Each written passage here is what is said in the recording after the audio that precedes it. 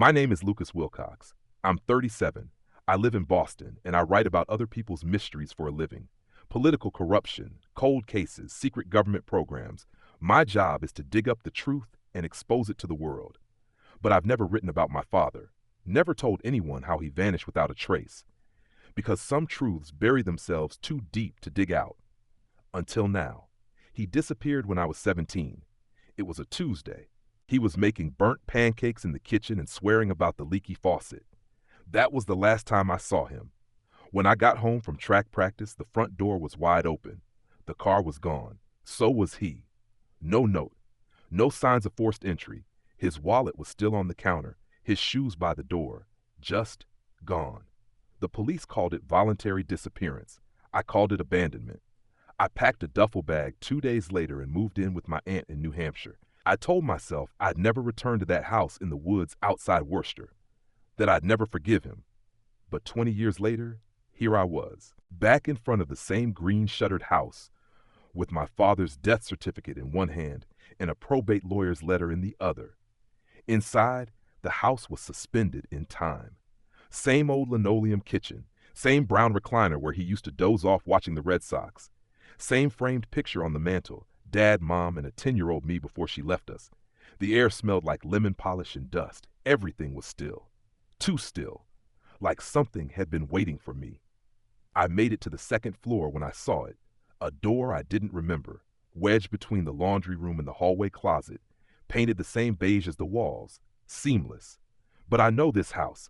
I know where every door should be. This one hadn't been there before. I gripped the knob. Locked. I leaned in, listening. Silence, and yet I felt something behind it, like a breath held too long. That night, I lay awake in my childhood bedroom. The posters were still there. Pearl Jam, Patriots, Nirvana. The twin bed was too small. My mind raced like it was back in track spikes. I thought about the door, the way it felt, the strange chill when I touched it, and I remembered something. A night, years ago. I must have been 13.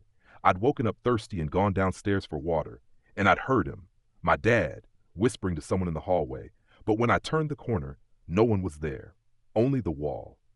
The next morning, I searched the garage. Behind a stack of paint cans, inside a rusted cigar box, I found a brass key. Taped to the bottom, it was cold in my hand. I brought it to the hallway door. Slid it in. Click. The door opened to reveal a staircase, narrow and steep, leading down into darkness. I grabbed a flashlight and descended. The basement room was unfinished. Concrete walls, a single bulb swinging from a chain, dust thick as fur. In the center, a wooden chair, and on it, a stack of notebooks tied with twine. Beside them, a black cassette recorder. I pressed play. If you're hearing this, Lucas, I'm either dead or I had no choice. My knees weakened. I sat on the floor. They followed me from Ridgewell. I should have burned everything when I left. I thought sealing the room would be enough. They're not human. Not exactly. They mimic. They copy. They get inside your head. I kept you out of the basement for a reason. I built the door to contain them. But if you're listening, it means you opened it. And that means they're free. I thought I'd done stories on crazy people before. I once interviewed a cult leader who believed the U.S. government was run by lizards. Another time, a woman who claimed to have married a ghost on a train platform in Tulsa. But hearing my own father talk like this, it cracked something in me. Not because I believed him, but because part of me did. I spent the rest of the day reading the notebooks. His handwriting shifted the deeper I got, from tidy cursive to frantic scrawls, pages filled with diagrams, brainwaves, power grids, strange symbols. One phrase repeated again and again. They speak through mirrors. Another page had my name, written over and over. Lucas sees them now. That means I have to go. That night, I dreamed of him, sitting in the recliner, eyes sunken, speaking to me without moving his lips. You were always going to find the door. The scratching started the next day, faint at first, in the walls, then stronger. At 3:14 a.m., I woke to the sound of the hallway door creaking open on its own. I got out of bed, walked slowly down the hallway. The door was ajar. Behind it, darkness, and at the bottom of the stairs, something moved. I stayed awake the rest of the night. Laptop open, research mode engaged. Ridgewell Psychiatric Facility, I typed. It had closed in 1992, just a year before I was born.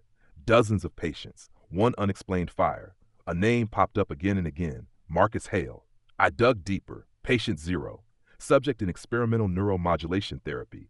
Believed to suffer from delusional parasitic psychosis. But in one scanned file in a handwritten margin, I found Marcus wasn't delusional. He infected the others. I went back to the basement. The notebooks were gone. In their place, written on the wall in dark, tar-like substance, he never left. I ran, packed my car, drove through the night, didn't stop until I hit Boston. For weeks I tried to forget, buried myself in work, deadlines, interviews. But I couldn't shake the feeling I wasn't alone. Sometimes I'd hear faint scratching in my apartment. Sometimes my reflection blinked before I did. Once I got a voicemail from a number with no caller ID. It was my father's voice. Lucas, you have to come back. You didn't close the door. So I did. 2 weeks ago, I returned to the house. The door was wide open. The basement colder than ever. But what made my blood freeze was the old family photo on the mantel. It had changed. There were still 3 people in it.